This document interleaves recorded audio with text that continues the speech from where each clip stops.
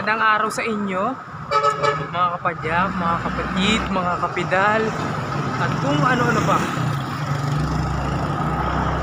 Magpapasama na ako sa inyo ulit sa ensayo natin ngayon.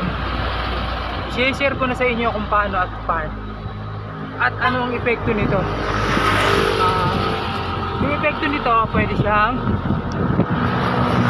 sa anaerobic, na pwede kang hanggang 90% lang ng level na maximum effort. Sa akin, pakiramdam pa rin hanggang ngayon, old school. 4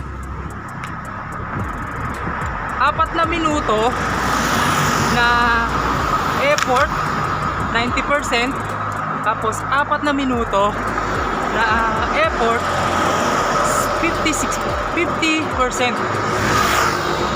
Meaning, recovery mode. Gagawin natin siya ng 5 hanggang 7. O isasagad na natin 7 beses. 7 beses na 90% max level. So, yun. Mag-aano siya.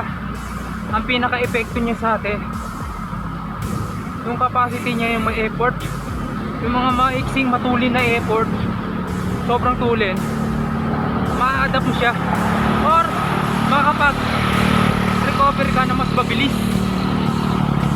So yun ang gagawin natin. So yun, let's go. Nakapag warm up na tayo. Ang way natin is ahon, patag tapos ahon, mula sa amin hanggang Palace People's Park. So ayun, let's go. Medyo madilim. Titingnan natin kung ano magiging panahon doon. Basta 7 beses. Eto, mag-umpisa na tayo ng isa.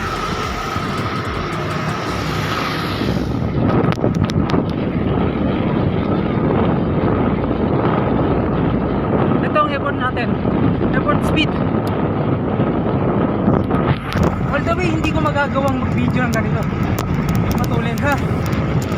Kasi hindi na tayo sa disgrad. Pagpatulin.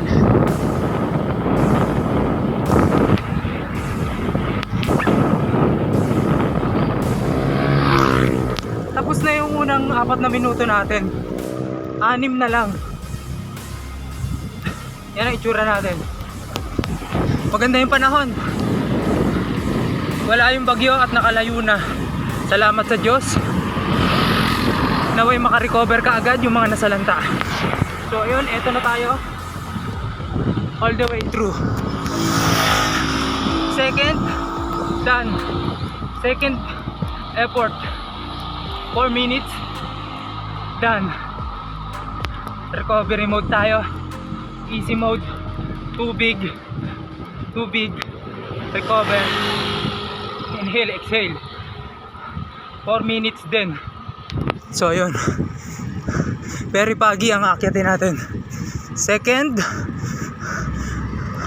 5 pa. Let's go. Kung saan ka abutin nung minuto na 4 na minuto, hanggang dun din. Saan ka abutin na puro ahon, gagawin mo yon na maximum effort 90%, 4 minutes. Kung lusong ganun din 4 minutes. Kung patag ganun din 4 minutes. Basta mag recovery mode ka.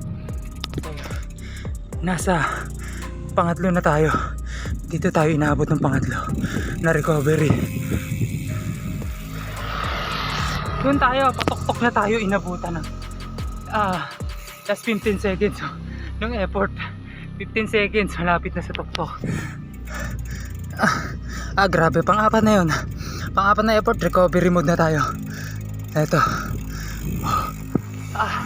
Pang-4, mukhang isa na lang. Mukhang hindi ko kayanin ng 6 or 7. Lord.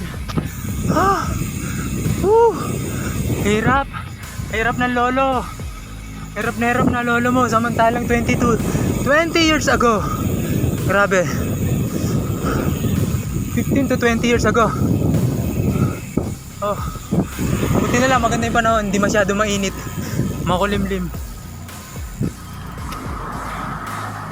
Inabot tayo ng panglimang 4 minutes effort, 90%. Dito na, malapit na sa co-op, tambayan ng mga magigiting nating siglista. Malulupit. Eto, panglima na to, panglimang effort na to. Magre-recovery ako ng 4 minutes, tapos lusong mag-e-effort tayo.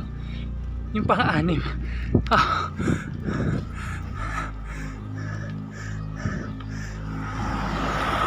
Dito na tayo inabot ng ika-anim na effort.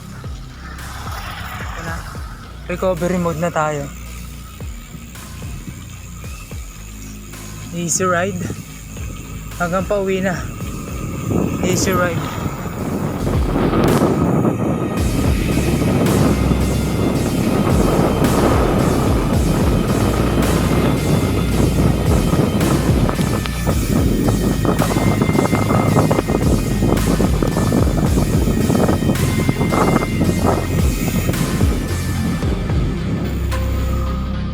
Kung umabot ka sa parting ito, siyempre ako nagpapasalamat. Eto, nag-ahit na rin tayo dahil mahaba na rin yung ano natin. Pampatulin daw yan, baka sakaling tumulin pa tayo. So ayun, kita-kits ulit sa susunod. Ride safe. Peace!